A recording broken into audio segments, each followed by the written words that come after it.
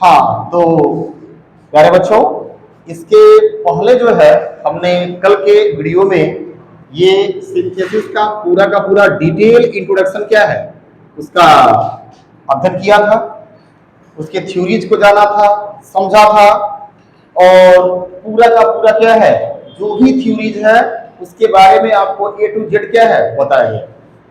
एक बार और हम एग्जाम्पल को जानने से पहले मुख्य बातें जो है पार्टिसिपल की उसके ऊपर चर्चा कर लेते हैं कि लास्ट में ये बताया गया था कि पार्टिसिपल का प्रयोग करते समय हमें यह ध्यान रखना चाहिए कि कौन सा कार्य पहले हुआ है और कौन सा कार्य बाद में हुआ है।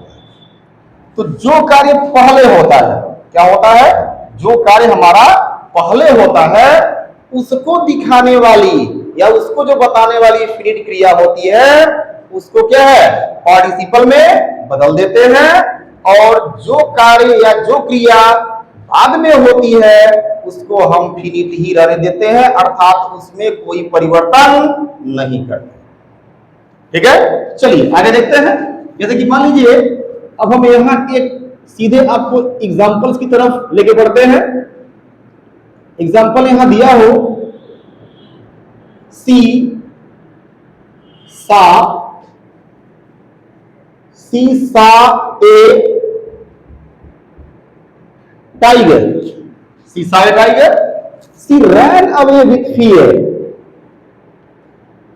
सी ran away with fear, she ran away with fear, यानी कि सी सा ए टाइगर, उसने एक टाइगर को देखा, she ran away with fear, she ran away with fear, with fear, और क्या हुआ कि उसने एक बात को देखा और वो डर के मारे क्या हो गई, भाग गई। सी रैन अवे विथ फियर। तो अब देखिए जैसे कि टाइगर एक ऐसा क्या है, ये बीस्ट है, यानी कि बीस्ट का मतलब क्या है, जंगली जानवर है कि उसको देखते भी कोई भी क्या है डर के मारे डर जाएगा। सो देखिए मुख्य बात यह है कि सी सा ए टाइगर, उसने एक बाघ को देखा पहले, यानी कि पहले जो है टाइगर को देखने का हमारा कार्य हुआ है, उसके बाद क्या है डर के भागने का कार्य हुआ है। तो अभी जस्ट क्या बताया गया है, जो कार्य पहले होगा उसको दिखाने वाली या बताने वाली फिनिट क्रिया को हम पार्टिसिपल में बदल लेते हैं। आपको एकदम बिल्कुल इजी ट्रिक्स के द्वारा बताया जाएगा। अब ये हमारा हो जाएगा, इसको हम कंबाइंड करते हैं तो ऐसे हो जाएगा। अब देखिए दोनों में सब्जेक्ट हमारा कॉमन है तो एक को हम क्या कर देंगे, इसे छोड़ देंगे। अब क्या हो गया, अब हम यहां सा को क्या करेंगे, प्रेजेंट पार्टिसिपल के रूप में बदल लेंगे। तो प्रेजेंट पार्टिसिपल क्या होता है अभी हम आगे क्या है चर्चा करेंगे। फिर हमें हजार भी लेते हैं कि इस वर्ब के फर्स्ट फॉर्म में आईएनजी लगा देंगे तो प्रेजेंट पार्टिसिपल बन जाएगा और उसका हिंदी में अर्थ निकालने पे हुए या करके हो जाएगा। अब यहां हो जाएगा seeing a tiger, she run away with fear. अब हमने यहां पे कंबाइन कर, आगे बढ़ते हैं। दूसरा एग्जांपल है हमारा, अब यहां तो एग्जांपल हमने जान लिया कि पार्टिसिपल से कैसे हम वाक्यों को जोड़ते हैं। अब हम जान लेते हैं कि पार्टिसिपल होता क्या है, ये तो हमने जान लिया है, लेकिन कितने प्रकार का होता है ये हम जानेंगे। यानी कि पार्टिसिपल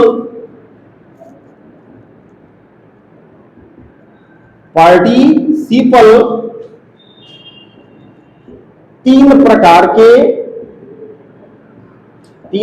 के होते हैं। पार्टिसिपल हमारे तीन प्रकार के होते हैं। पार्टिसिपल तीन प्रकार के होते हैं जिनसे भिन्न भिन्न सिंपल सेंटेंस को हम जोड़ने का काम करते हैं। समझ रहा है कैसे जोड़ते हैं, देखते हैं। तो पहला जो प्रकार है हमारा क्या है, प्रेजेंट पार्टिसिपल। प्रेजेंट पार्टिसिपल ये हो गया हमारा प्रेजेंट पार्टिसिपल। पार्टिसिपल तीन प्रकार के होते हैं। तो बारी बारी से क्या है अध्ययन करते रहेंगे और जानते रहेंगे एग्जांपल के साथ। तो पहला है हमारा प्रेजेंट पार्टिसिपल। अब ये क्या होता है? ये होता है क्रिया के अंत में आईएनजी, या ऐसे भी कह सकते हैं कि यह क्रिया के अंत में आईएनजी लगाने से बनता है। ठीक है, लगाने से बनता है। हिंदी में इसका अर्थ निकालने पे क्या होता है? हुए या करके, हुए या करके होता है, हुए या करके होता है। हिंदी में इसका अर्थ क्या है? निकालने पर हुए या करके होता है, ये बात नहीं भूलना है। इसमें दो कार्य साथ साथ चलते हैं, इसमें दो कार्य साथ साथ चलते हैं और अक्सर या बहुधा दूसरा कार्य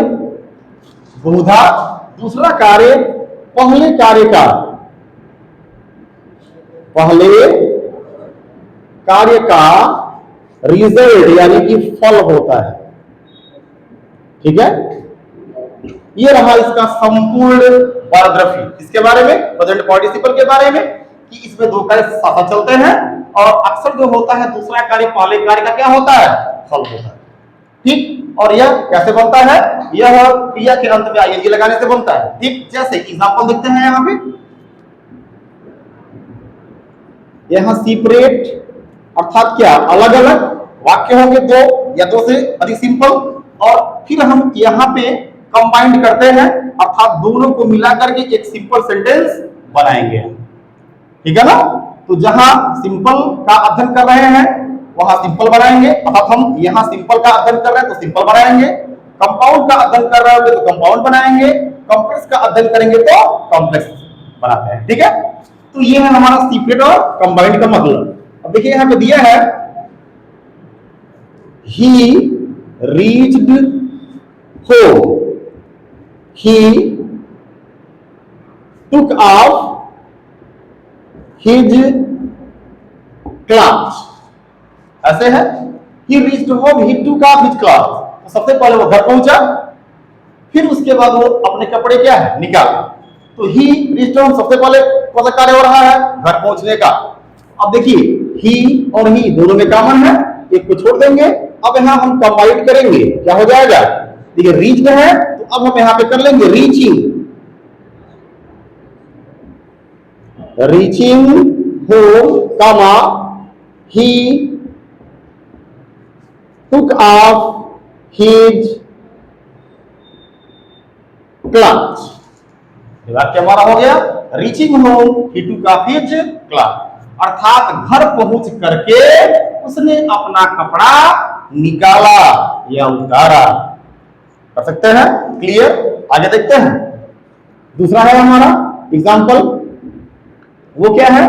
जैसे मान लीजिए यहां दिया हो क्या? आई वॉज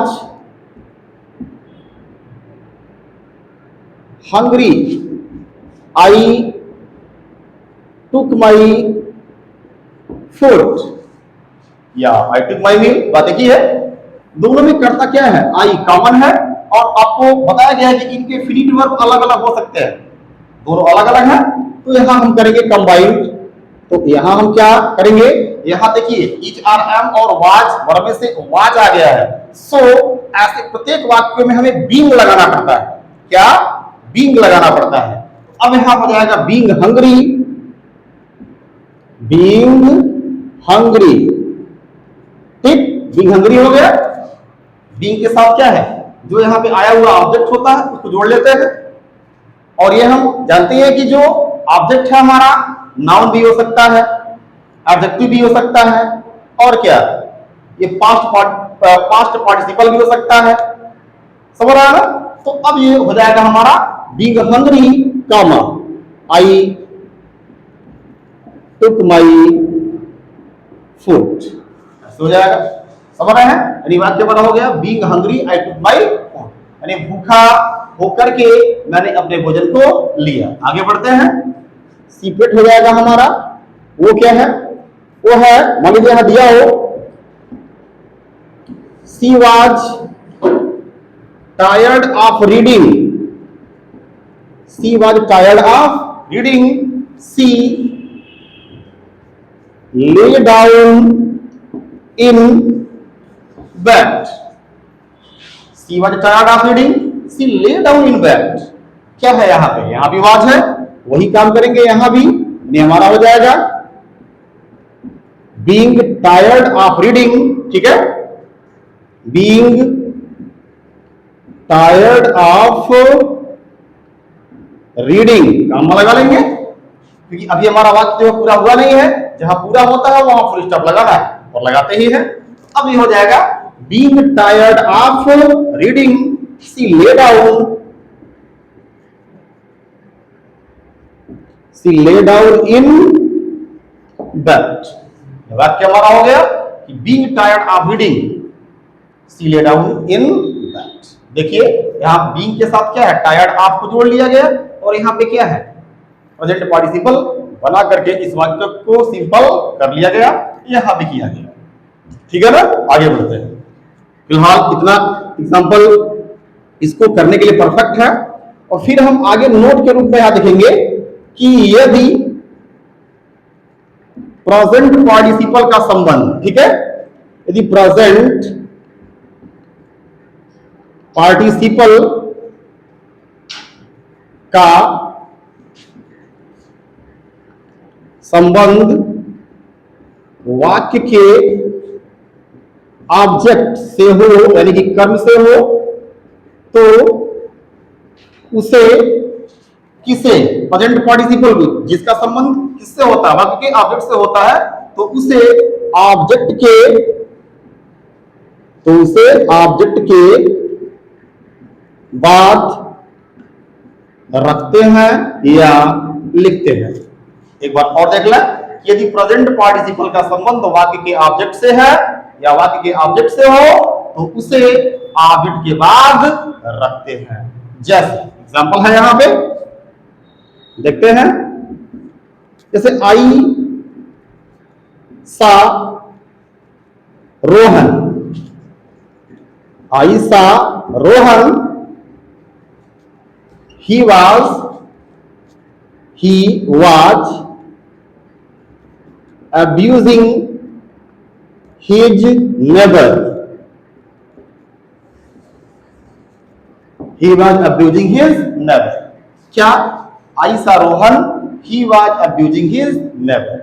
अब देखिए यहां पे बहुत से बच्चों को लग रहा होगा कि आई यहां करता आई है, यहां ही है, नो मैटर।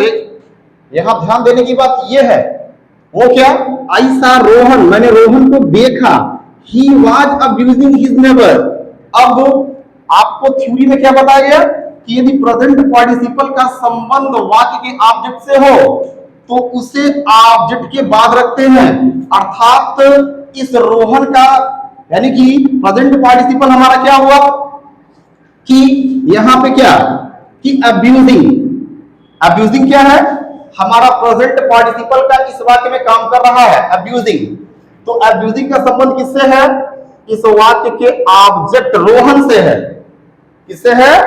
ऑब्जेक्ट रोहन से है। तो क्या बोला गया है? तो उसे क्या है? ऑब्जेक्ट के बाद रखते हैं। अर्थात अब इस अब्यूजिंग को हमें रोहन के क्या है? बाद रखना है, यहां रखना है। यानी वाक्य हमारा हो जाएगा, अब यहां ही वाज जो था वो क्या है? रोहन ही था।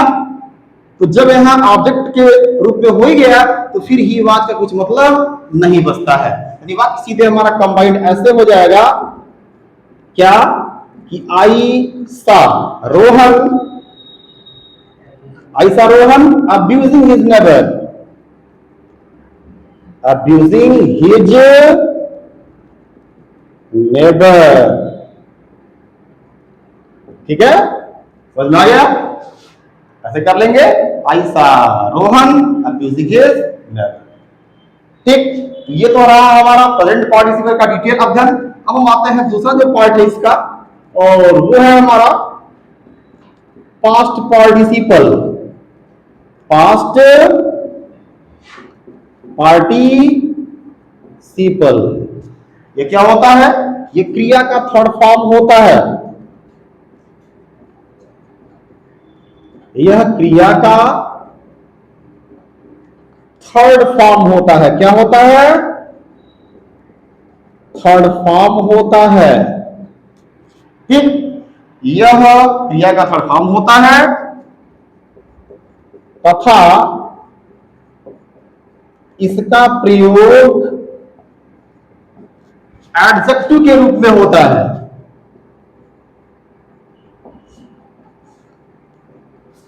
एडजेक्टिव के रूप में होता है। ठीक, मेरे बच्चों, ये थ्योरीज जो आवश्यक है, महत्वपूर्ण, ये मैं इसलिए लिख रहा हूं ताकि अगर कुछ बच्चे नोट्स क्या है बना रहे हो तो उनको नोट्स क्रिएट करने में तनी भी दिक्कत ना हो। हालांकि मैं चाहा होता तो ये पूरा का पूरा थ्योरी आपको एक ही वीडियोस में क्या है समझा दिया होता, लेकिन जैसे ऐसे में होता ये कि थ्योरीज भूलने का चांस हमारे दिमाग में 100% होता। तो इसलिए आपको जो है जो बताने वाली बातें हैं उसको मैं बोल करके ऐसे रैंडमली क्या है उसको बता दे रहा हूं, समझा दे रहा हूं, लेकिन जो चीजें लिखने योग्य हैं, अर्थात जो ऐसा टॉपिक है या जो ऐसी बिंदुएं हैं जो हम अक्सर भूल जाते हैं, तो इसका हम नोट्स क्या है बना लें, इसलिए आपको ये लिख दिया जा रहा है ताकि आपको समझने में बाद में क्या हो, आसानी हो। ठीक है, तो यह क्रिया का क्या होता है? थर्ड फॉर्म होता है तथा इसका प्रयोग एडजेक्टिव के रूप में क्या है होता है। कैसे होता है इसको देखते हैं। एग्जांपल है यहां पे, एग्जांपल है यहां, जैसे मान लीजिए यहां दिया हो सेपरेट में, वो क्या है कि I found my pen. I found my pen, it was lost. It was lost. आप समझे इसको कैसे में करना है? आई फाउंड माई पेन, मैंने अपने कलम को पाया। इट वॉज लॉस्ट, जो खो गई थी। ठीक है, तो अब देखिए कह रहा है कि यह क्रिया का थर्ड फॉर्म होता है तथा इसका प्रयोग एक एडजेक्टिव के रूप में होता है। तो अब देखिए ये जो हमारा क्रिया का थर्ड फॉर्म होता है, यह हमारे दो या दो से अधिक सिंपल सेंटेंसों में से ही दिया हुआ हो सकता है।